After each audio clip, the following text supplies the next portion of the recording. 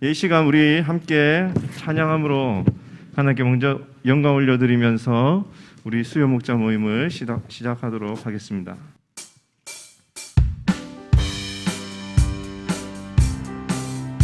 예수 그리스도의 그 귀한 보혈, 능력의 보혈을 찬양합니다. 죄에서 자유를 얻게 함은 보혈의 능력, 주의 보혈, 시험을 이기고 승리하니 참 놀라운 능력이로다.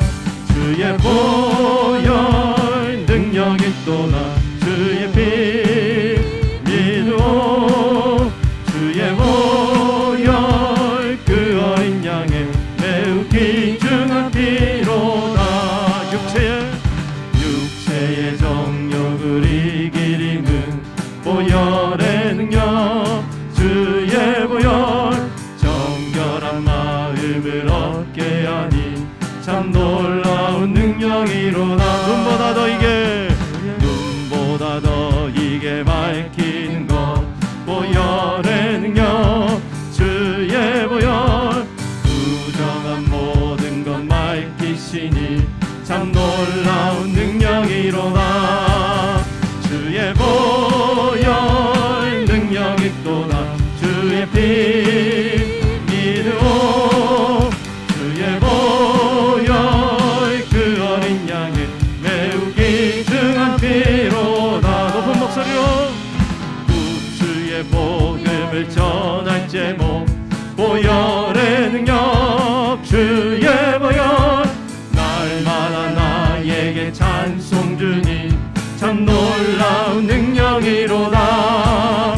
주의 보혈 능력이 또다 주의 피 믿어 주의 보혈 그 어린 양의 매우 귀중한 피로다. 주의 보혈 능력이 또다 주의 피 믿어 주의 보혈 그 어린 양의 매우 귀중한 다시 한 번 더 주의 보혈 능력이 또다 주의 피 믿어 주의 보혈 그 어린 양의 매우 귀중한 피로다. 주의 보혈 능력이 또다 주의 피 믿어 주의 보혈 그 어린 양의 매우 귀중한 피로다. 예수 그리스도의 보혈의 힘을 힘입어 나아갑니다. 그 아버지의 마음, 예수 그리스도 우리에게 주신 그 사랑의 마음, 우리도 그 마음을 품고 나가기 원합니다. 그렇게 이 찬양으로 고백했으면 좋겠습니다. 아버지 당신의 마음이 있는 곳에 나의 마음이 있기를 원해요. 아버지 당신의 눈물이 고인 곳에 나의 눈물이 고이길 원해요. 아버지 당신의 바라보는 영혼에게 나의 두 눈이 향하길 원해요. 아버지 당신이 울고 있는 어두운 땅에 나의 두 발이 향하길 원해요. 나의 마음이 아버지의 마음 알아. 내 모든 뜻 아버지의 뜻이 될 수 있기를 나의 온몸이 아버지의 마음 알아.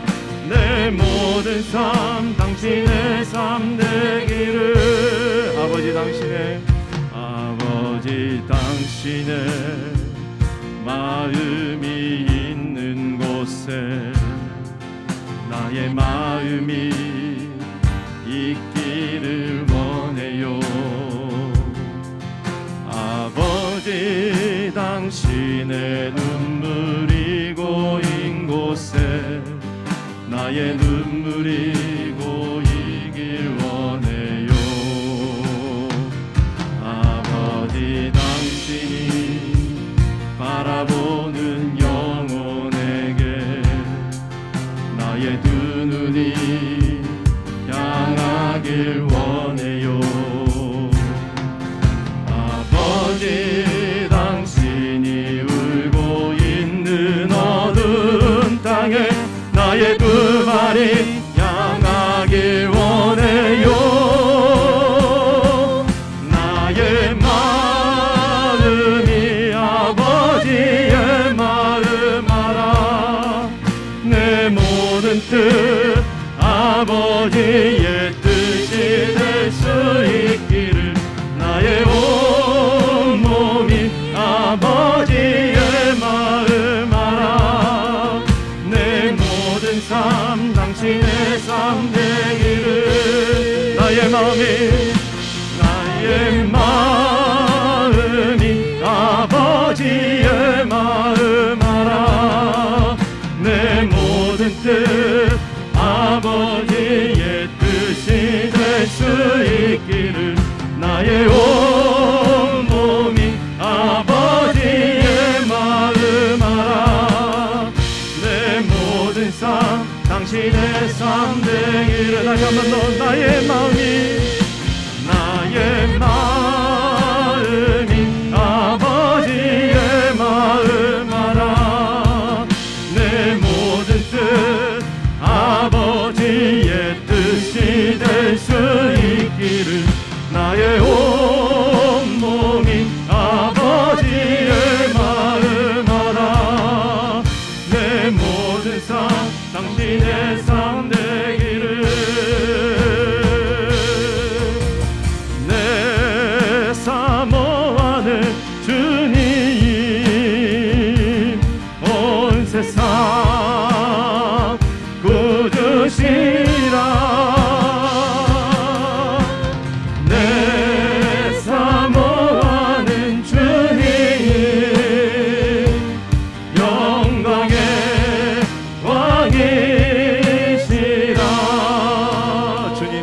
때까지 주님 다시 오실 때까지 나는 이 길을 가리라. 좁은 길 나의 십자가 지고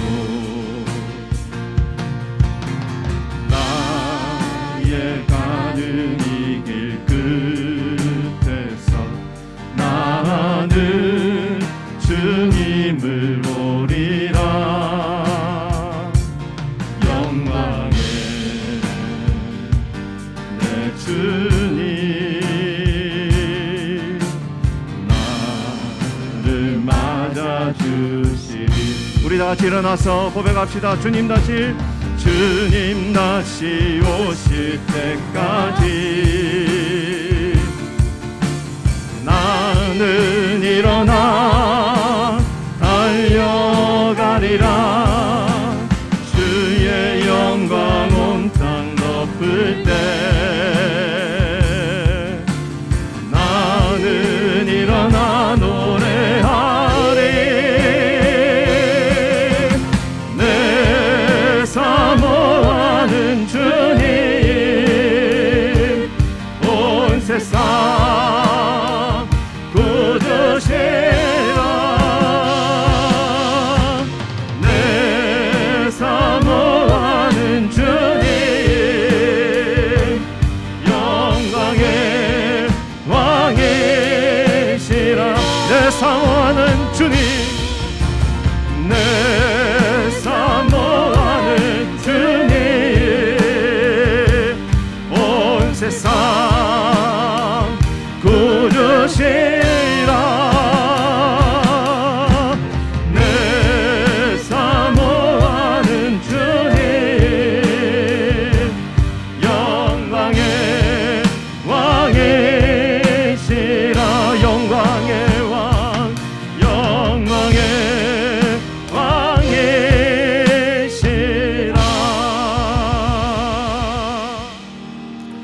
하나님 은혜와 사랑을 감사합니다. 우리 목자들을 불러주셔서 다시 한번 주님의 그 영광의 그 지성소로 나아가 하나님의 임재 가운데 하나님의 풍성한 은혜로 다시 한번 우리 영혼이 새롭게 일어날 수 있도록 역사하여 주시니 감사합니다. 하나님 너무나 부족합니다. 하나님 연약합니다. 우리 힘으로 할 수 없다는 것을 다시 한번 절실히 깨닫는 한 해였습니다. 하나님의 능력을 구합니다. 하나님의 힘과 능력과 사랑과 성령 충만함으로 회복되어 하나님의 귀한 일들을 잘 감당하는 저희 모든 목자들 되어줄 수 있도록 인도하여 주옵소서. 하나님 감사하며 예수님의 이름으로 기도드리옵나이다. 아멘. 여러분들 감사합니다. 오늘도 정말 풍성한 은혜의 자리 참여하신 분들 감사하고요. 여러분들 우리 성경 말씀 보면은 좀 이렇게 실천하기 어려운 말씀들이 있는 것 같아요. 우리 로마서 16장에 보면은 거룩한 입맞춤으로 서로 문안하래요. 그래서 서로 우리가 문안을 하는데 거룩한 입맞춤으로 문안을 할 수 있을까요? 저를 째려보시는 분들이 있는데 이걸 좀 청년들한테 하면 되게 기뻐합니다. 이때다 해가지고 기뻐하는데 여러분들은 아닐 것 같고, 입맞춤은 아니지만 눈맞춤은 될 것 같아요. 손맞춤은 가능할까요? 우리 좀 전후좌우로 격려하면서 인사합니다. 사랑합니다. 환영합니다. 감사합니다. 여러분들 너무 감사하고요. 여러분들 광고 말씀 몇 가지 드리겠습니다. 우리 비전 월십 아마 지금 계속해서 우리가 기도하고 있고요. 우리 청년 대학생들 정말 열심히 준비하고 있습니다. 그래서 실제로도 준비하고 그 스태프들이 지금 계속 지금 기도하고 있는데 여러분들 많은 분들 주변에 청년 대학생들 격려해 주셔서 같이 참여하고 또 약물이 식구들하고도 같이 좀 동참해서 우리도 다시 한번 회복되는 그런 예배가 되어졌으면 좋겠습니다. 그리고 온라인 제자훈련 수료식 이번 주일날 합니다. 그래서 보면은 82명 정말 어려운 가운데 이렇게 82명 잘 수료하셨고요. 2부 예배 때 하니까 여러분들 많이 격려해 주시고 축하해 주시면 좋겠습니다. 교구 모임 이거 끝나고 교구 모임은 똑같습니다. 우리 지난주에 모임 장소에서 그대로 하시고 혹시 불편한 교구가 있으면은 저한테 말씀해 주시면 제가 잘 또 조정해 드리겠습니다. 그리고 지난 주간에 우리 금요 기도 모임 처음 시작했는데 정말 너무 감사한 게 많은 분들이 오셨어요. 그래서 뜨겁게 기도하는 그 모습을 보면서 얼마나 또 이렇게 새롭게 은혜를 받았는지 모릅니다. 그래서 많은 분들 오셔서 영적으로 회복하는 그런 장이 되어졌으면 좋겠습니다. 그리고 단기 선교 우리 신청 계속 받고요. 여러분들 많이 신청해 주시고 6개 팀이나 하나님께서 허락해 주셨어요. 해주시고 그리고 아마 팀별로 저희가 이제 선교 축제 때는 그 안내 부스를 저희가 제작을 합니다. 그래서 우리 팀장님들 감안하셔서 잘 준비해 주시고요. 여러분들 아마 6번을 보시면은 지금 현재 교회 사역이 코로나 기간이지만 많은 부분이 더 확장됐습니다. 왜냐면은 온라인과 오프라인을 동시에 같이 하기 때문에 그리고 또 이제 실황 중계를 저희가 이제 아마 6월 달부터는 본격적으로 하게 됩니다. 그래서 많은 좀 봉사자가 필요해요. 그래서 특별히 광고를 냈습니다. 그래서 꼭 이게 어떤 전문적인 지식이 필요한 것이 아니기 때문에 충분히 또 이렇게 저희가 오리엔테이션을 해드리니까 영상과 음향과 나이에도 상관없습니다. 그래서 여러분들 많이 참여해 주셔서 정말 온라인과 우리 오프라인 모든 사역이 활성화될 수 있도록 협조 부탁을 드립니다. 그리고 7번을 보시면은요, 우리 선교 축제 여러분들 풍성하게 준비해 주시고 아마 6월 달 정도 되면 더 많이 풀리기 때문에 그리고 또 우리 야외에서 또 하기 때문에 물론 이제 여러 가지 생필품도 되지만 먹는 것도 가능합니다. 그래서 먹을 수도 있고 투고할 수도 있으니까 다양하게 준비해 주시면 감사하겠습니다. 이거 끝나고 우리 상임위원장 모임이 있다는 거 여러분들 참조해 주시고 이 시간에 우리 박성건 목사님 나오셔서 귀한 말씀 전해 주시겠습니다. 6월 중순까지 뭐 캘리포니아에서는 어쨌든 다 우리 백신 다 맞게 하겠다 이렇게 하고 있고 조 바이든 대통령 7월 4일 인디펜던스 데이에 미국 전역에 이 백신으로 말미암은 코로나 자유화 선포하겠다 뭐 그렇게 이야기하고 있고 8월부터는 아마 실내에서도 이제 마스크를 벗게 하겠다는 그런 이야기가 나오고 있습니다. 그래서 아직은 뭐 안심할 때는 아니지만 그래도 차츰차츰 많이 풀려지고 있기 때문에 우리 각 교구별로도 더 열심으로 챙겨주시고 또 양우리 모일 수 있도록 그렇게 도와주시면 좋겠습니다. 우리 계속해서 여호수아서 5장에 있는 말씀 같이 보겠습니다. 요단술 쪽에 아모리 사람의 모든 왕들과 해변에 가나안 사람의 모든 왕들이 여호와께서 요단물을 이스라엘 자손들 앞에서 말리시고 우리를 건너게 하셨음을 듣고 마음이 녹았고 이스라엘 자손들 때문에 정신을 잃었더라.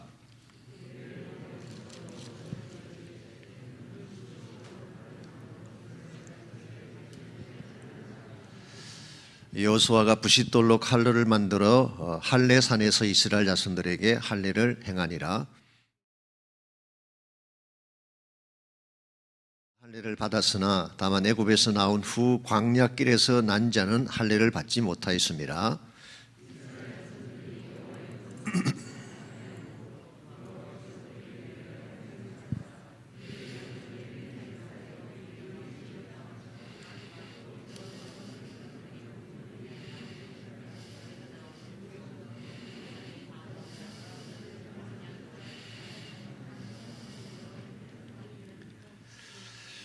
그들의 대를 잇게 하시니 자손에게 여호수아가 할례를 행하였으니 길에서는 그들에게 할례를 행하지 못하였으므로 할례 없는 자가 되었음이었더라.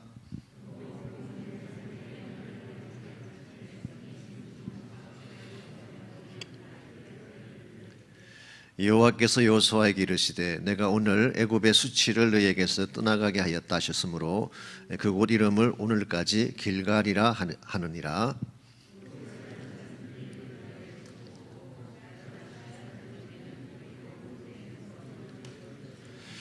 6월절 이튿날에 그 땅의 소산물을 먹되 그날에 무교병과 볶은 곡식을 먹었더라. 또 그 땅의 소산물을 먹은 다음 날에 만나가 그쳤으니 이스라엘 사람들이 다시는 만나를 얻지 못하였고 그 해에 가나안 땅의 소출을 먹었더라. 아멘. 영적 숨고르기 이런 제목으로 제가 말씀을 준비했습니다. 숨고르기라고 하는 것이 어떤 것을 의미할까요? 바쁘게 돌아가던 일을 잠깐 멈추고 이렇게 숨을 다시 고르는 것이죠. 상황도 점검해보고 내 자신도 체크해보는 것을 우리가 숨고르기라 그렇게 이야기를 합니다. 정시가 너무 과열되어서 주춤할 때 숨고르기에 들어갔다 그런 이야기 하잖아요. 한국의 뉴스를 보시게 되면 검찰의 선거사범 조사가 숨고르기에 들어갔다. 무슨 뜻일까요? 어디까지 조사를 하며 누구까지 칠 것인가를 점검하기 위한 시간을 갖는다 그런 뜻이겠죠. 사실은 태권도에서 열심히 이렇게 운동을 하다가 잠깐 쉬고 숨을 들이마셨다가 내뿜는 이것을 숨고르기라고 이야기하기도 합니다. 우리 영적 생활에도 이 숨고르기가 필요합니다. 여러분께서 만약 쉬지 않고 무작정 달리기만 한다면 번아웃 될 가능성이 상당히 많습니다. 그래서 우리가 열심히 하는 건 참 좋지만 어디까지 왔나도 돌아보고 어디로 갈 것인가도 확인하고 또 나의 상태가 어떤지도 잘 체크업을 해야지 진정한 차원에서 멀리까지 갈 수가 있는 것입니다. 이런 면에서 우리 신앙생활에도 숨고르기가 필요한데요. 오늘 여러분의 삶 가운데도 한 번 정도는 잠깐 멈추어 서서 하나님과의 관계도 점검해 보시고 또 내가 혹시라도 궤도를 벗어나진 않았나 점검도 해보시고 여러분 삶의 목적이랄지 방향성에 대한 것도 한번 체크하셔서 이 영적 숨고르기를 바르게 하면 훨씬 더 효과적으로 우리 삶과 사역을 이루어갈 수가 있습니다. 그래서 이 숨고르기를 하려면은 숨고르기 한다는 것을 영어로 take a breath, to take a breath. 숨고르기를 하려면은 we need to take a break. 숨고르기를 하려면은 브레이크를 가져야 돼요. 잠깐 멈추는 시간을 가져야지 숨고르기를 할 수가 있습니다. 달리면서 숨고르기 할 수는 없어요. 그래서 하던 모든 걸 잠깐 멈춰놓고 잠깐 브레이크를 갖는 것, 이것이 더 긴 차원에서 사역과 여정을 달려갈 수 있는 비결이라고 할 수가 있겠습니다. 그래서 오늘 본문에 보시게 되면 이 가나안 전쟁을 앞두고 길갈에서 하나님이 잠깐 동안 이스라엘 백성 전체를 멈추어 서게 하는 이 브레이크를 주시는 내용이 오늘 본문의 내용입니다. 주제를 보시면 본문의 주제, 인생 여정을 바르게 달리려면 가던 길을 잠시 멈추고 영적 현주소를 점검하는 시간이 필요하다 그랬습니다. 자, 본문으로 들어갑니다. 1번 문제, 오늘 본문은 이스라엘이 여리고 전쟁을 앞두고 했던 일을 소개하고 있다. 1절과 2절을 읽고 여호와께서 분부하신 것이 무엇인지 말해보라 그랬습니다. 먼저 1절 말씀 보시면요, 요단 서쪽의 아모리 사람의 모든 왕과 해변의 가나안 사람의 모든 왕들이 그랬죠. 여기 소개된 그 아모리 사람 혹은 가나안 사람의 왕들이라고 하는 것은 요단 서편에 있는 가나안 족속 전체를 대표하는 것입니다. 그래서 쉽게 표현하면 요단 서쪽에 있는 가나안 사람들 전체가 이스라엘 백성이 진군에 온다는 그 소식을 듣고, 특별히 요단강을 건너왔다는 소식을 듣고 마음이 녹고 정신을 잃었다고 했어요. 한마디로 패닉에 빠진 거예요. 공포에 빠진 것입니다. 전의를 다 상실하고 이제 저들이 쳐들어오면 어떡할까라고 해서 완전히 주저앉은 그런 모습이죠. 사실은 전략적으로 생각하면 이때야말로 전쟁을 해야 될 때 아니겠어요? 이때 그냥 바로 치고 들어가서 그들을 무찌르면 더 좋을 것 같은데 2절 말씀 보시면 바로 이와 같은 때에 여호와께서 여호수아에게 이르시되 너는 부싯돌로 칼을 만들어 이스라엘 자손들에게 다시 할례를 행하라고 명령하셨습니다. 이 할례라고 하는 것이 어떤 것인가요? 할례는 사실은 그 창세기 17장에 보게 되면 하나님께서 아브라함을 부르시고 아브라함과 언약을 맺고 나서 행하게 한 것이고 그 후손들이 다 받도록 그렇게 한 것이죠. 원래 우리 창세기 보게 되면 할례라고 하는 것은 난지 8일 만에 하는 것이 정상입니다. 8일 만에. 어린아이 때 하는 거예요. 태어나자마자 할례를 행하는 것입니다. 오늘 본문의 케이스는 좀 다릅니다. 오늘 본문의 케이스는 다시 할례를 행하라 그랬는데요. 우리 4절 5절 쪽 읽어보시면 아시는 바처럼 지금부터 약 40년 전에 출애굽을 할 당시 그 출애굽을 하던 그 당시에 모든 남자들은 다 할례를 받았어요. 그들은 다 할례를 받고 출애굽을 한 것입니다.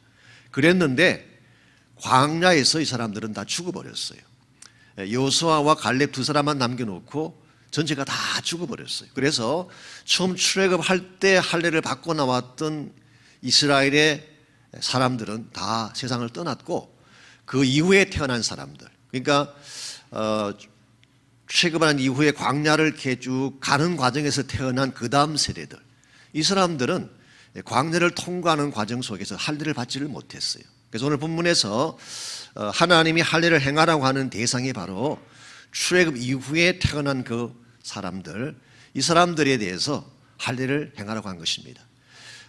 그렇다면 이 할례 받을 대상들이 몇 명 정도나 될 것 같아요? 약 40년의 세월이 흘러갔습니다. 40년의 세월. 그러니까 뭐 아무리 안 잡아도 한 70만 명. 사실 제가 이 성경 주석을 봤더니 그 주석가는 그렇게 추산을 했더라고. 계산 방법이 있더라고. 하여튼 쭉 다 계산했는데 결론이 남자들 18세부터 58세까지만 70만 명이 된대요.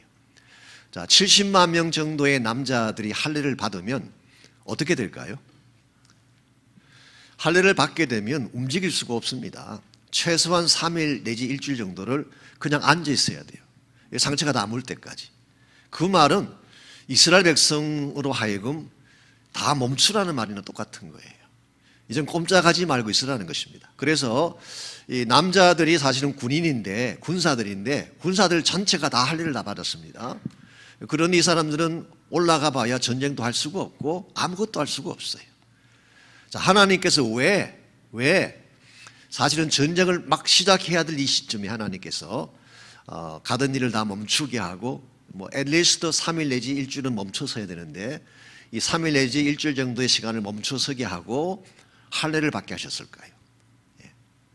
그것은 이제 시작될 가나안 전쟁 전에 먼저 준비해야 될 것이 필요했기 때문에 그런 것입니다. 무작정 달려가서 땅을 정복하는 것이 중요한 게 아니라 땅 정복을 하기 전에 너희들이 영적으로 먼저 체크해야 될 게 있다. 영적인 체크업을 하고 영적 준비를 다 완료한 후에 그 다음에 가라는 거예요. 이게 하나님께서 이스라엘 백성에게 주신 굉장히 중요한 분부입니다. 사실 저희들 한국 사람들은 좀 급하다 보니까 빨리 가야 되는 성향이 있잖아요. 뭐든 빨리 해야 되는 게 있는데요. 성경을 보시게 되면 예수님께서도 굉장히 급한 사안이 있지만 먼저 멈추어서 할 것을 한 후에 가게 하셨어요. 기억나실지 모르지만 마태복음 28장에 보시게 되면요. 28장 18절부터 20절까지 너희는 가서 모든 족속으로 제자를 삼고 아버지와 성령의 이름으로 침례를 주고 분반 모든 것을 가르쳐 지키게 하라. 이게 대분부잖아요. Great Commission을 하나님이 예수님이 주셨어요. 이건 굉장히 중요한 사명이고 지상 대명령입니다. 그런데 이와 같이 지상 대명령을 주신 후에 누가복음 24장에 보시게 되면 이 대분부를 주신 후에 예수님이 또 이렇게 말씀하세요. 너희들이 다른 데 가지 말고 이 성에 머물라 그랬어요. 여기서 말하는 이 성은 예루살렘 성을 말하는 것입니다. 얼핏 보게 되면 모순 같아 보이죠. 마태복음 28장에는 go라고 이야기하시고 누가복음 24장에서는 stop이라고 이야기하셨어요. go stop. 예수님이 go stop을 기가 막히게 치시네. 이 go stop을 잘 알아야지 신앙생활을 제대로 할 수 있는 것입니다. 만일의 경우에 그 예수님의 제자들이 주님께서 스탑할 때 스탑하라고 했는데 스탑하지 않고 곧장 달려갔다면 어떻게 됐을까요? 그러면 초대교회는 탄생할 수가 없습니다. 그랬으면 복음운동은 일어나지 못했을 거예요. 그래서 예수님께서는 너희들이 가는 거 참 중요한데, 온 세상을 정복하는 거 중요하긴 한데 가기 전에 먼저 준비해야 될 것이 있다. 그게 뭐였어요? 열흘 동안을 한 곳에 모여서 기도하게 한 거예요. 영적인 준비를 먼저 시키셨어요. 그게 우리가 알고 있는 마가연의 다락방에서 열흘 동안 전심을 다해 기도한 것입니다. 그들은 대분부를 가지고 세상을 향해 나가기 전에 기도를 먼저 했어요. 영적인 준비를 먼저 했어요. 그러고 나서 위로부터 약속한 성령이 오신 후에라야지 달려간 것이죠. 이게 굉장히 중요한 원리입니다. 그래서 오늘 본문도 동일한 맥락에서 하나님께서 주신 부분이라고 생각을 하는데요. 하나님께서는 지금 땅을 정복하기 위해서 막 사기가 올라와 있는 이 이스라엘 백성들, 이 사람들을 보고 잠깐 너 좀 기다렸다 가야 될 일이 있어. 그리고 나서 길갈이라는 곳에서 at least 일주일, 아마 길면 열흘까지도 될지 모르겠어요. 왜냐하면 6월절을 지켰다고 했기 때문에 매번 열흘까지 갔을지 모르겠는데요. at least 일주일 내지 열흘 동안을 아무데도 가지 말고 길갈에 멈추어서 영적인 준비를 하라고 한 거예요. 그래서 이것을 우리는 영적 숨고르기, 큰 일을 앞두고 달려가기 전에 먼저 우리를 체크하는 거예요. 먼저 체크하고 점검하는 것입니다. 그게 오늘 본문의 전체적인 내용이고 또 오늘 말씀의 주제라고 할 수가 있겠습니다. 2번 문제로 가셔서 그럼 할례는 무엇이며 왜 그들이 이제서야 할례를 시행하게 되었을까? 4절에서 7절을 읽고 광야 기간 동안 이스라엘의 상태가 어땠는지 정리해 보라 그랬습니다. 할례라고 하는 것은 잠깐 말씀드린 것처럼 창세기 17장에 보면 하나님이 아브라함과 언약을 맺은 후에 언약의 징표로 행하게 하신 것이 할례예요. 그래서 할례는 아브라함의 후손들의 표시예요. 언약의 자손이라고 하는 표시입니다. 그래서 다른 어떤 민족이나 다른 어떤 사람들에게도 요구하지 않았지만 하나님이 아브라함의 후손들에게만 요구한 것이 할례. 그리고 만일 타 인종이 이스라엘로 들어오기를 원하면 반드시 할례를 받은 후라에 들어오게 했어요. 그래서 할례라고 하는 것은 언약 백성의 징표이고 굉장히 중요한 아이덴티티죠. 그래서 이스라엘의 정체성을 확신시켜주는 것이 할례입니다. 요즘 말로 말하면 아이디예요. 아이덴티티. 하나님 백성의 아이덴티티가 할례입니다. 자, 그랬는데 한 가지 문제가 생겼죠. 지난 38년 동안을 할례를 받지 않은 채 광야를 달려온 것입니다. 왜 그랬을까라는 질문이에요. 자, 38년 동안 할례 받지 않고 왔다는 말은 이렇게 설명할 수가 있습니다. 하나님 백성인데 하나님 백성 아닌 상태로 온 거예요. 그들의 신분이 분명하지 않은 상태에서 온 거예요. 하나님의 백성이 마땅히 돼야 되는데 백성답게 살지 못하고 백성이 아닌 것처럼 온 거예요. 아닌 것처럼. 영적인 고아처럼 그렇게 38년을 달려왔는데 이제 할례를 행한 후에 정식으로 하나님 백성의 아이디를 가지고 약속의 땅에 들어가라는 거예요. 그게 할례를 행하게 하신 의미예요. 자, 그렇다면 왜 38년 동안 할례를 못 받았을까요? 이것도 여러분이 성경 주석을 보시면 여러 가지 이론들이 있습니다. 첫 번째 이론은 이렇게 설명이 되어 있어요. 광야 생활 중에는 다른 민족과 구별할 필요가 없었기 때문에. 그러니까 이스라엘 백성들만 모여 있으니까 타민족과 같이 있을 때는 우리가 구별을 해야 되지만 우리끼리 있으면 아이디 조사할 필요 없잖아요. 우리가 다른 나라 갈 때 여권이 필요한 거지. 우리 안에 있을 때는 필요 없는 것처럼 타민족과 같이 있지 않았기 때문에 할례를 받을 필요가 없었다. 이게 한 가지 설명입니다. 두 번째 설명은 시내산 언약에서 할례에 대한 언급이 없었기 때문에 광야 기간 동안에는 할례를 안 받았다. 여러분 아시는 대로 모세가 시내산에서 언약 받고 내려올 때 할례 행하라는 말씀 없으니까 그들은 그냥 왔다는 것입니다. 세 번째 해석 방법, 이건 좀 프랙티컬리 아마 가능한 해석 같긴 한데요. 매튜 헨리가 그렇게 이야기했는데 지금 광야 생활 가운데는 계속 이동을 해야 되기 때문에 움직여야 되기 때문에 할례 받을 수가 없어요. 할례를 받는다는 말은 멈추라는 것이기 때문에 계속 움직이고 옮겨가야 되기 때문에 할례를 받지 못한 게 아닌가. 이와 같은 여러 가지 그 이론들을 설명을 했습니다만은 6절을 다시 보시게 되면 그것 때문만은 아닌 것 같습니다. 이와 같은 프랙티컬한 이유들도 물론 작용을 했겠지만 보다 더 근본적인 이유가 6절에 나와 있습니다. 6절 말씀 보면 이스라엘 자손들이 여호와의 음성을 청종하지 아니함으로 그랬어요.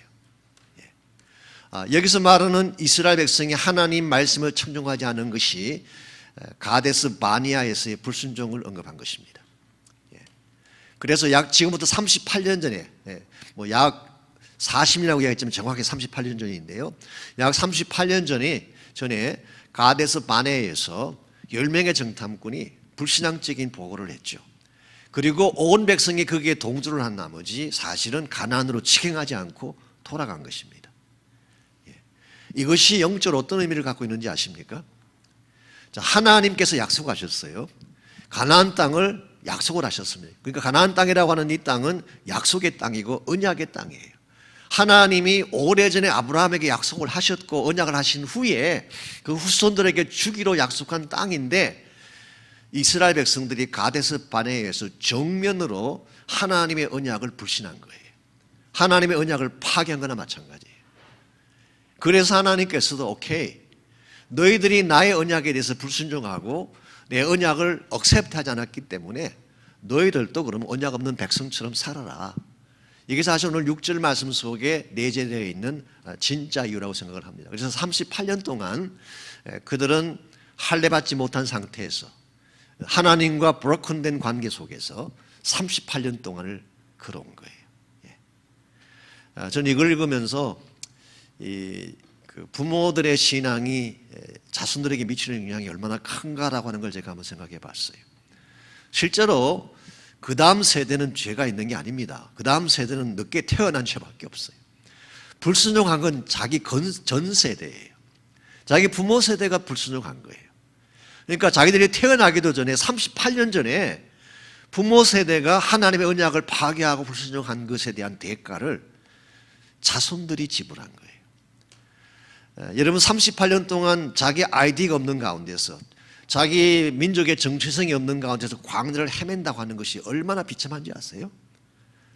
그래서 이와 같이 하나님 백성임에도 불구하고 하나님 백성이 아닌 것처럼 달려왔던 이 사람들에게 이제 하나님께서 이제 너희들이 약속의 땅에 들어가야 되는데 들어가기 전에 할례를 받고 들어가라. 이건 하나님이 관계를 회복하기를 원하시는 이 관계성의 회복을 말하는 것입니다. 그래서 할례를 행했다고 하는 것은 그들이 정복의 땅에 들어가기 전에 먼저 하나님과의 관계를 점검했다 그런 뜻이에요.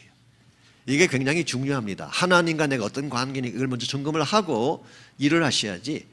여러분께서 어떤 사역을 하시든지 일을 하실 때 말이죠, 이 일만 쫓아가게 되면 굉장히 문제가 많이 생깁니다. 교회 사역도 마찬가지입니다. 물론 일이 중요합니다. 일을 해야 되고 봉사하고 섬겨야 되는데 하나님과의 관계는 확인하지 않는 채 일만 하게 되면 어떻게 되는지 아세요?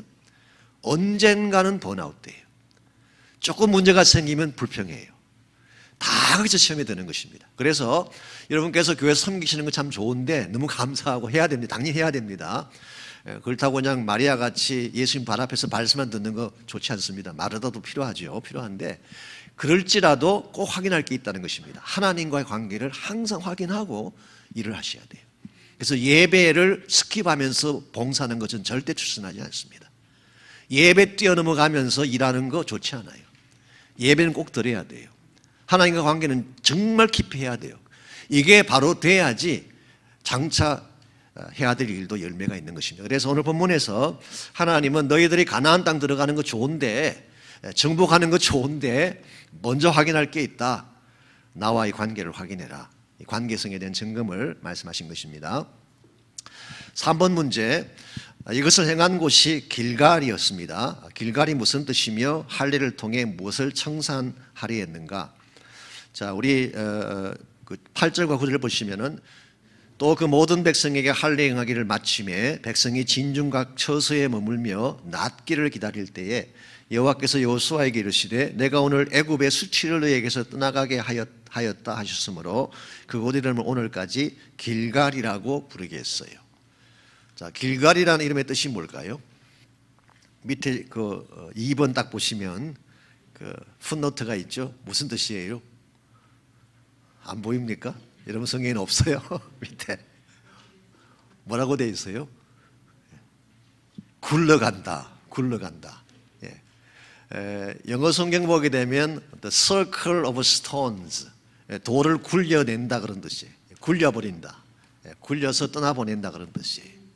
그래서 이 할례 사건과 연결을 시켜서 길갈에서 할례를 행함으로써 애굽의 수치를 이제는 굴려버린 것입니다. 떠나보낸 거예요. 자, 여기서 말하는 애굽의 수치가 구체적으로 뭘 말하는 것일까요? 애굽의 노예 생활했던 것을 지칭할 수도 있습니다. 이제 노예 신분이 떠나갔다, 우리 하나님의 백성이 됐다, 이제 그런 의미도 한 가지 가능하죠. 그리고 또 한 가지 가능성은 이것입니다. 애굽 사람들의 그 놀림, 사실은 비난이죠. 그걸 다 떠나가겠다는 거예요. 한번 여러분 생각해 보십시오. 이스라엘 백성이 바로왕 앞에 가서 큰 소리 치고 나왔어요. 안 보내겠다는 것. Let my people go. 그래서 이제 모세를 중심으로 쫙 나왔단 말이죠. 예, 6월절 그날 밤에 나왔잖아요. 나오고 홍해를 건너가고 뭐 난리를 치더니 나중에 보니까 40년 동안 가나안 땅에 들어가지도 못하고 뺑뺑 돌고 있어요. 얼마나 많이 비난했겠어요. 하나님이 진짜 살아계신 게 맞냐? 쟤들이 하나님의 백성 맞냐? 아니 왜 저렇게 빙빙 돌고 있냐? 아마 굉장히 많은 수치와 멸시를 받았을 가능성이 있죠. 그런데 이 모든 것들을 이제는 다 굴려버리라는 것입니다. 그래서 할례를 받고 이제는 새로운 아이덴티티를 가지고 이제 노예도 아니고 과거의 수치에 끌려다니는 자들이 아니라 과거의 모든 것들은 다 이제는 굴려버리고 새로운 마음으로 들어가라, 그런 뜻이. 그래서 길갈이라는 이름의 뜻이 그렇게 붙여진 것입니다. 사실 길갈이라는 이 지역이 지난주로 잠깐 언급을 해드렸지만 굉장히 중요한 그 의미를 담고 있습니다. 이스라엘 백성이 요단강을 건너간 후에 제일 첫 번째로 캠프를 친 곳이, 진을 친 곳이 길갈이에요. 길갈. 그래서 제가 조금 후에 설명드리겠지만 이 길갈에서 처음으로 가나안 땅에 들어온 이후로 처음으로 유월절 절기를 거기서 지켰어요. 유월절 절기를. 예. 길갈입니다. 그리고 사무엘이 선지자로 사역을 할 때에 길갈이 영성의 중심지였어요.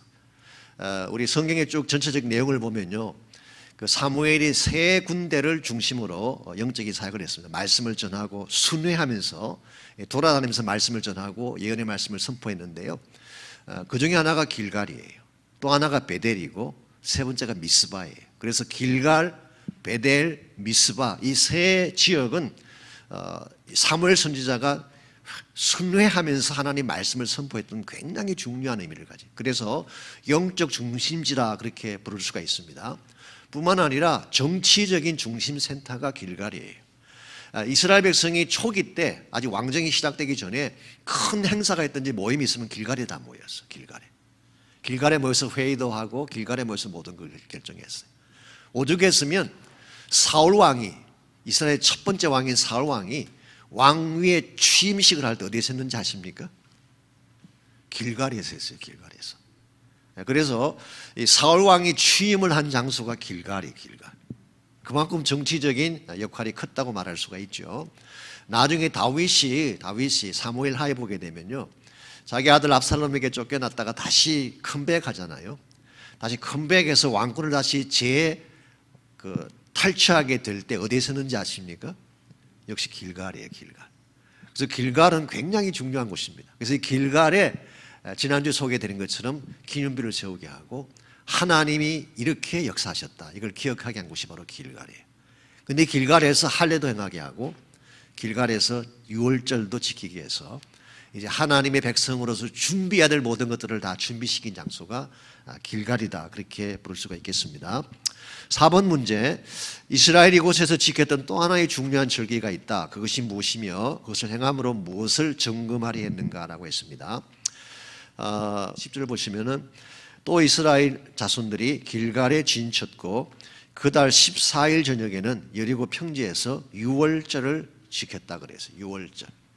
그래서 길갈에 들어와서 즉 가나안에 들어온 이후로 첫 번째 유월절 지킨 것이 길갈에서 한 것입니다. 길갈에서. 사실 이것이 이스라엘 역사상 세 번째 유월절이에요. 세 번째 유월절. 제일 첫 번째 유월절은 어디서 지켰을까요? 애굽 땅에서 했죠. 그들이 출애굽하던 그날 밤에 어린 양을 잡고 그 유월절 그 절기를 지켰잖아요. 그게 첫 번째 유월절이에요. 두 번째 유월절은 어디서 지켰을까요? 시내산을 떠나기 전에 시내산 밑에서. 그래서 유월절 절기는 출애굽할 때 한번 지켰고 이제 시내산에서 성막을 다 만들고 이제 본격적으로 여정을 시작할 때 그때 한번 지키고, 오늘 본문이 세 번째예요. 그래서 이제 가나안 땅의 정복 전쟁을 앞두고 유월절을 지키게 한 것입니다. 유월절을 지키니 의미가 뭘까? 이걸 행함으로 그들은 무엇을 점검하기를 하나님 원하셨을까요? 유월절이 어떤 사건입니까? 어린 양의 피로 말미암아 그들을 구속한 사건이에요. 이스라엘의 존재 이유가 여기 있어요. 이제 이스라엘의 근본 출발점이 유월절에 있어요. 유월절. 그래서 어린 양의 피가 이스라엘을 있게 한 근본 원인. 그래서 너희들이 어디서 왔는가를 점검하라는 것입니다. 너희들의 능력의 원천, 존재의 이유, 모든 것의 원천이 하나님께 있다. 어린 양의 보배로운 피에 있다. 이 사실을 리마인드 시켜주기 위해서, 확인하기 위해서 유월절을 지키게 한 것입니다. 사실 이것이 오늘 크리스찬 삶에 있어서도 항상 우리가 돌아가야 될 원천이에요. 여러분과 제가 혹시 하다 보면 하나님을 좀 벗어날 때가 있잖아요. 다른 일을 하다 좀 어긋날 때도 있고 백슬라이드 할 때가 있는데, 그때 다시 우리가 돌아가야 될 원천은 어디냐고 하면은 십자가 앞이에요. 유월절 앞으로 돌아가는 것입니다. 보혈의 은혜 앞으로 돌아가는 거예요. 그래서 거기 가면 다시 시작이 가능해요. 그래서 할례를 통해서 우리의 아이덴티티를 확인시켜 주셨다면, 유월절을 통해서 하나님의 은혜와 우리 능력의 원천을 확인시켜 주셨어요. 이게 그들이 그 영적 숭고르기를 하면서 했던 두 번째 점검의 내용입니다. 5번 문제, 우리 마지막 세 번째 점검인데요. 그 땅에 소산을 먹는 다음 날부터 무엇이 멈추었는가, 이것이 의미하는 바가 무엇일까 그랬는데요. 제가 11절 12절 읽어드립니다. 6월절 이튿날에 그 땅의 소산물을 먹되 그날의 무교병과 볶은 곡식을 먹었더라. 참 재미있는 것은요, 하나님이 이스라엘 백성을 가나안에 들어가게 할 때 그때가 시즌이 언제였는지 기억나세요? 설교 때 여러 차례 말씀드렸는데, 요단강 물이 제일 높을 때가 언제라 그랬어요? 이렇게 기억 안 하기도 쉽지 않은데 웬만하면 기억하실 것 같은데, 몸에 거두는 시기라 그러지. 즉 4월달, 5월달, 6월절 절기가 되면요, 6월절 절기를 지키고 나서 약 50일 후가 맥추절이에요. 그러니까 추수기가 가까웠을 때. 그래서 참 기가 막히게도 하나님이 광야 생활을 마치고 이제 가나안에 들어가는 이 사람들에게 그 추수가 시작되는 시기에 들어가게 하셨어요. 그걸 따서 먹을 수 있도록. 룻기서에 보게 되면 그 룻이 나오미죠. 나오미 가정이 모압 지방에 갔다가, 기근을 맞은 모압 지방 갔다가 온 가족이 다 망한 가운데서 돌아왔잖아요. 그래서 그 룻이라고 하는 자기 며느리, 이방 며느리 하나 데리고 두 아들을 잃어버리고 진짜 초라하게 돌아왔습니다. 근데 성경에 어떻게 되는지 아세요? 마침 그때가 보리 추석이었더라 그랬어요. 하나님이 참 기가 막힙니다. 하나님이 타이밍을 다 준비하세요, 이렇게.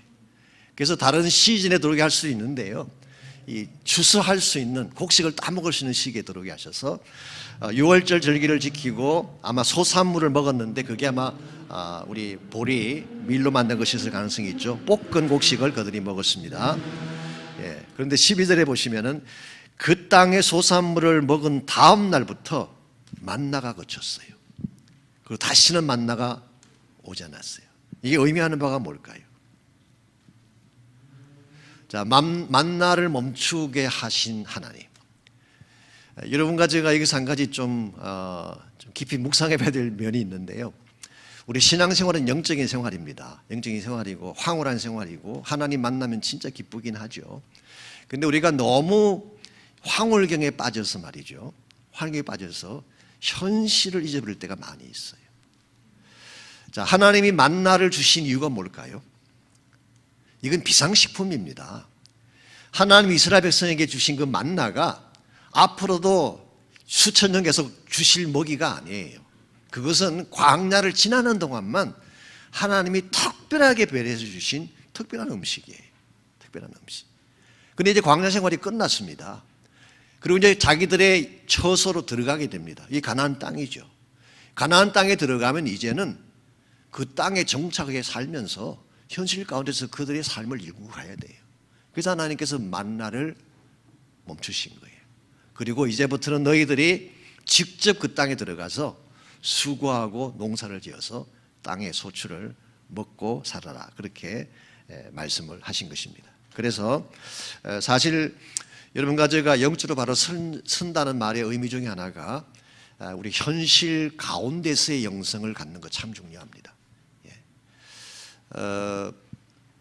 예수님의 수제자 3명이 예수님 따라 산에 올라갔다가 변화산의 그 황홀한 그 모습을 보지 않습니까? 그때 제자들이 예수님께 뭘 요청했나요? 주님, 여기가 좋사오니 여기에 초막셋을 짓고 여기 삽시다 그랬잖아요.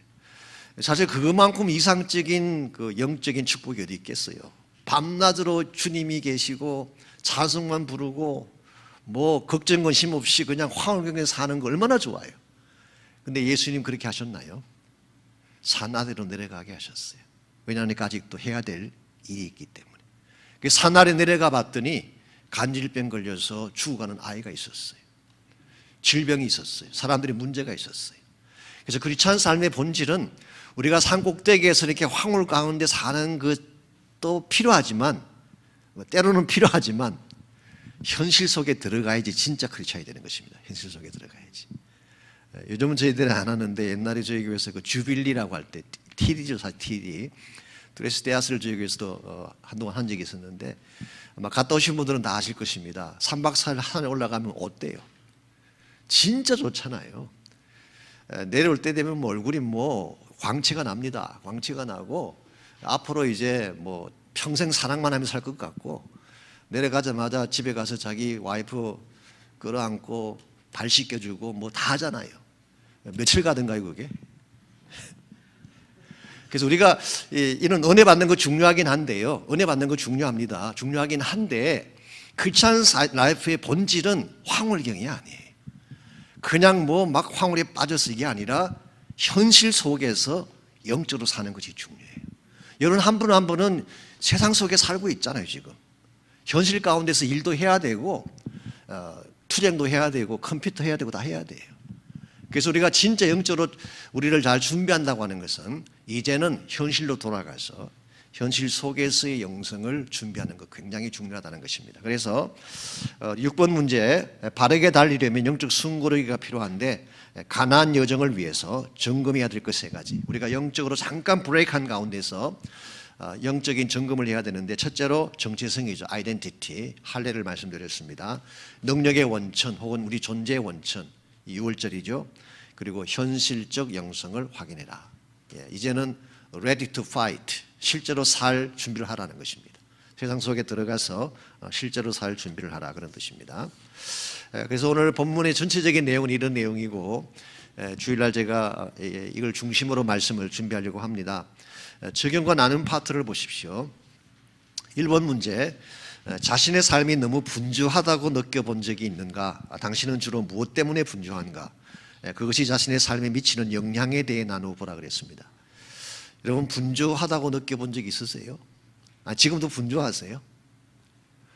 분주한 분 계실 것입니다. 제가 이렇게 묻는 게 나을지 모르겠어요. 분주한 것이 미덕일까요? 악덕일까요? 분주한 것이 좋은 것일까요? 나쁜 것일까요? 어디에 무엇 때문에 분주하느냐가 결정하겠죠. 무엇 때문에 분주하는가가. 어쨌든 간에 분주하다고 하는 것이 현대인들에게 있어서는 굉장한 그 미덕처럼 느껴지는 것이 사실이고 또 분주해야지 살 수 있다고 믿는 분들도 많이 계십니다. 그래서 요즘에는요, 옛날에는 백수가 과로사 한다 그랬잖아요. 백수가 과로사합니다. 할 일이 너무 많아 과로사는. 요즘은 백수가 과로사는 게 아니고 사장님들이 과로사한대요. 일이 너무 많아가지고. 그래서 이 고액 연봉 받는 사람들 있죠. 진짜 과로합니다. 그 돈 좀 더 받는 것 때문에 잠도 못 자고 뭐 엄청나게 일하고 그렇게 했어요. 그래서 이 분주한 것을 요구하는 이 시대를 사는 여러분과 제가 과연 분주한 것이 꼭 좋은 것인가? 무엇 때문에 분주한가? 여기에 대한 좀 질문을 좀 나누시면 좋겠습니다. 사실은 이 분주한 게 필요한 면도 있지만요. 여러분 너무 바쁜 것은 좀 절제하셔야 돼요. 너무 바쁜 것은.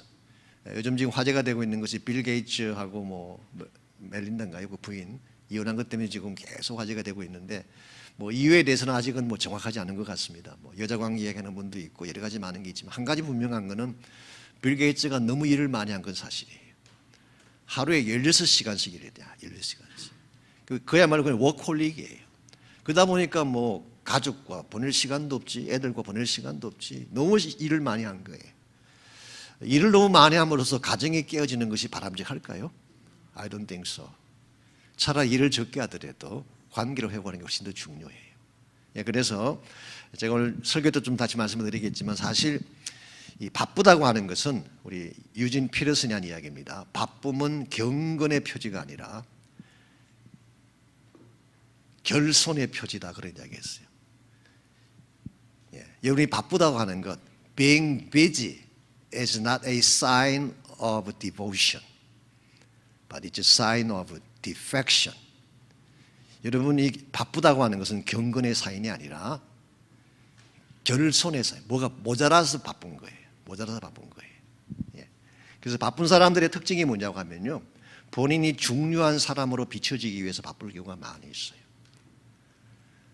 흥미로운 사실은 게으르기 때문에 바쁜 사람도 많이 있어요. 그래서 바쁘긴 바쁜데 진짜 해야 될 일은 하지 않는.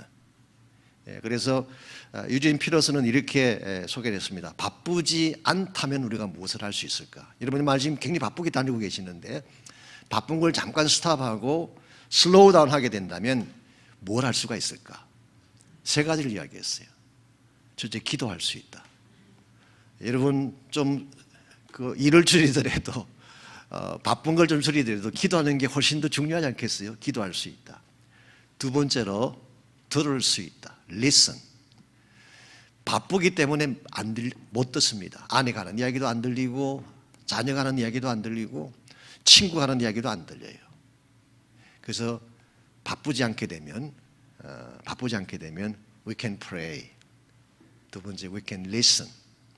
세 번째로 나눌 수 있대. We can share.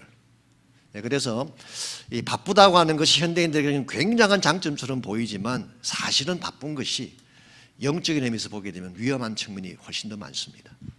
그래서 여러분께서 한번 그 바쁨에 대한 것 좀 나누시면 좋겠습니다. 2번 문제, 숨고르기란 어떤 것을 말할까? 당신의 삶에서 숨고르기를 해야 될 영역이나 과제가 있는가? 어떤 부분을 점검하며 가면 좋을지 나눠보라 그랬습니다. 바삐하던 일을 잠깐 멈추고 자신을 추스리는 시간을 제가 숨고르기라 그랬는데요. 여러분께서 한번 바쁘게 막 일만 하다가 잠깐 멈춰서서 여러분 좀 확인도 하고 체크업도 하고 혹시라도 내가 지금 에너지가 고갈되어 있는데도 불구하고 막 달리는 경우가 있잖아요. 그때는 여러분이 반드시 점검을 하셔야 돼요. 충전을 하셔야 돼요. 안 그러면 번아웃 돼요. 번아웃 돼요. 번아웃 된 후에 돌아볼 때는 투레이시예요. 그래서 여러분이 고갈되기 전에 미리 점검을 하고 번아웃 되지 않도록 해야지 관계성도 회복이 되고 다 회복이 되는 것입니다. 그래서 특별히 여러분이 양무리 나누실 때 관계성을 점검하는 것 좀 강조해 주시기 바랍니다. 부부관계, 부모와 자녀의 관계, 관계성에 대한 점검. 두 번째는 건강을 점검하는 것. 이것도 체크해 주시기 바랍니다. 사실 여러분 건강도 챙기셔야 되거든요. 무조건 일만 하다가 우리가 아프게 되면 훨씬 더 많은 걸 잃게 되는데 건강. 세 번째는 삶의 의미를 좀 점검하게 해야 돼요. 내가 왜 사는가? 무엇 때문에 뛰는가? 이걸 점검을 하고 뛰어야지 그냥 하루하루 먹고 살기 위해서만 뛴다 그런다면 이건 문제가 있는 거죠. 그래서 이와 같은 것들을 좀 나누시면 좋겠습니다.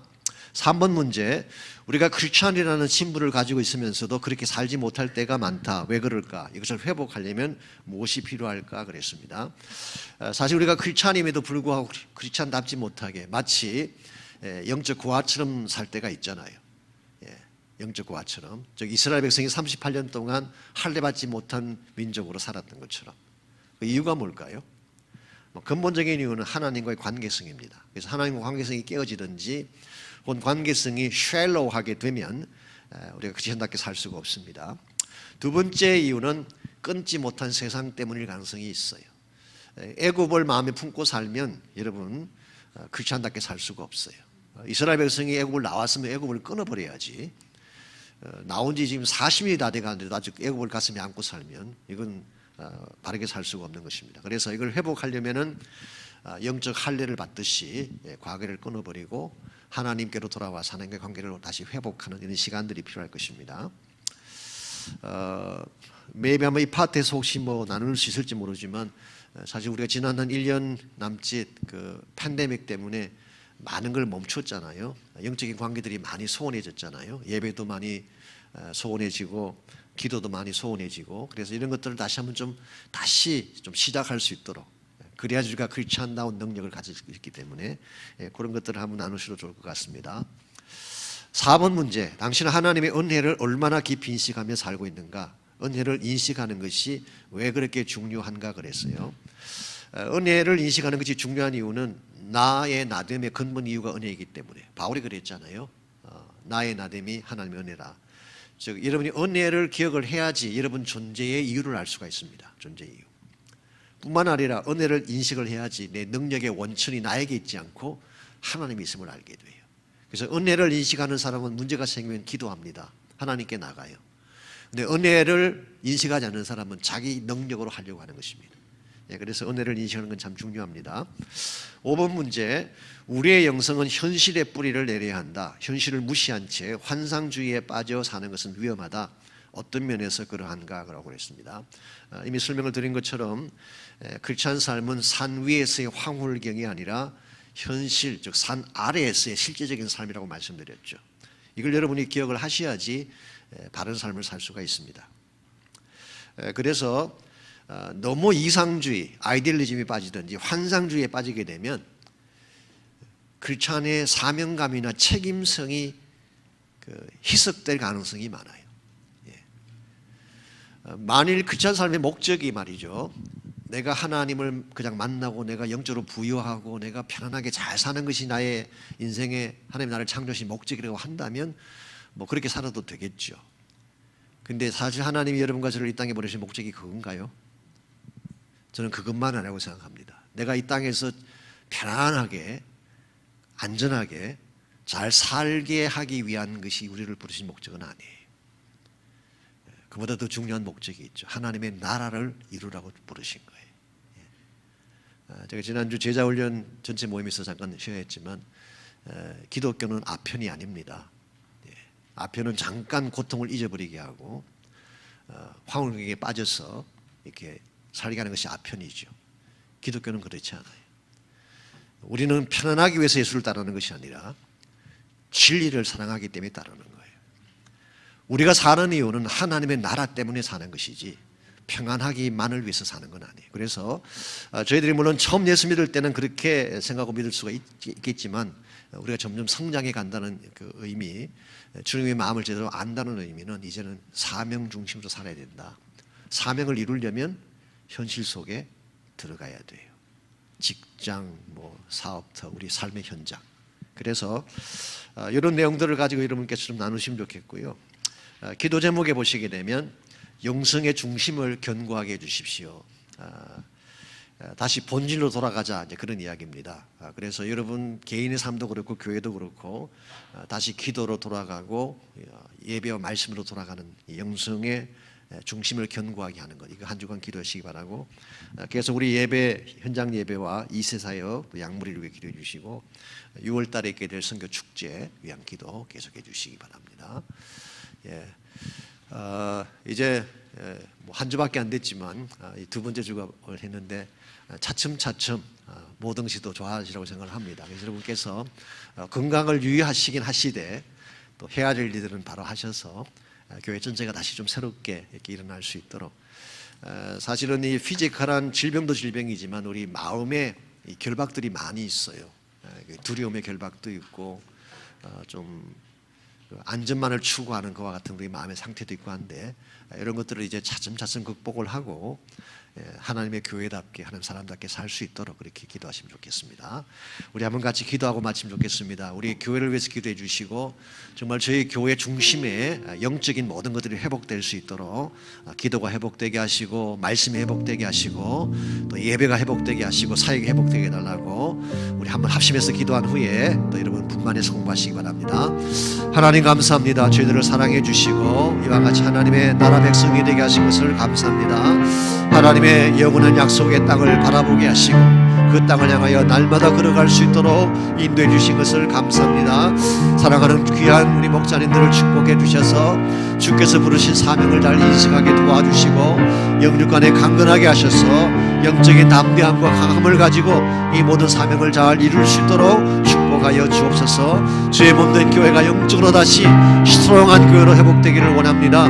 공동체가 다시 강한 공동체로 회복되게 하여 주시고 예배가 다시 부흥되어 살아나게 도와주시고 모든 사역에 다친 것들이 열려지게 하여 주셔서 하나님의 교회의 분바신 모든 일들을 잘 감당하고 하나님의 영광을 드러낼 수 있도록 축복하여 주옵소서. 이 밤에 우리와 함께 하시고 모든 교구장님들 목사님들 축복하셔서 능력 가운데 살도록 인도하여 주옵소서. 하나님 감사합니다. 저희들에게 약속의 땅을 주시고 이 비전을 향하여 날마다 달려가게 하신 것을 감사합니다. 우리 10년 가운데 식었던 영성이 회복되게 하시고 기도의 창이 열려지게 하시고 예배의 뜨거움이 회복되게 하여 주셔서 참 하나님 나라 백성답게 전심을 다하여 사역하고 달려갈 수 있는 저희 모두가 되게 하여 주옵소서. 감사하오며 예수님의 이름으로 기도하옵나이다. 아멘.